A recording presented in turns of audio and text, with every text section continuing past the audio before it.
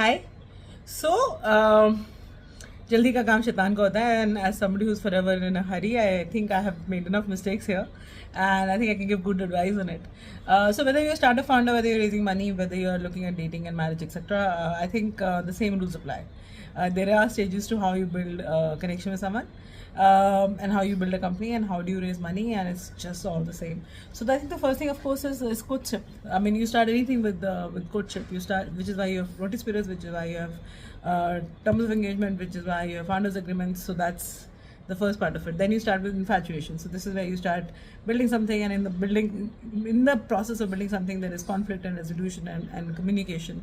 And in that, you get to know, okay, this is a person I don't want to build just one thing with, but something better and something long term. So this is where you form a company. This is why you make everything legal, kosher.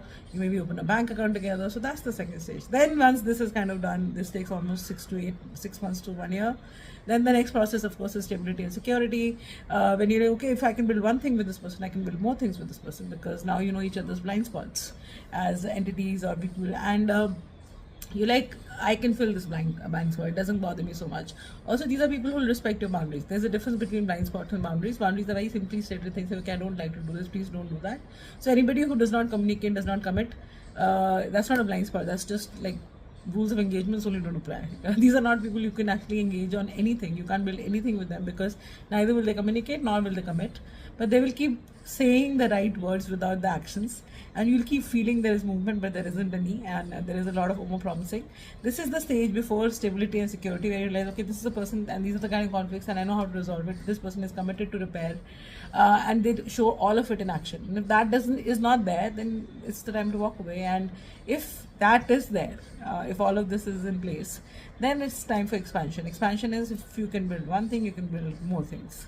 So this is a person who can also be a best friend. This is also a person you can build a life with. This is also a person you can open more companies with. This is a person you can travel with. This is a person you can talk to. This is a person you can be with this person, because you've been through conflict and repair. You've been through commitment. You've been through losses. You've been through the worst and the best. And at the time of the worst, they didn't abandon you. They kind of stood there and did what was needed. And conflict is a part of life. Anybody who runs away from conflict and thinks that they can do without it just because they say the right things, a lot of conflict is non-verbal. A lot of conflict is in the psyche. A lot of conflict is emotional. Just because you're not fighting with each other at the top of your voices does not mean that you're kosher.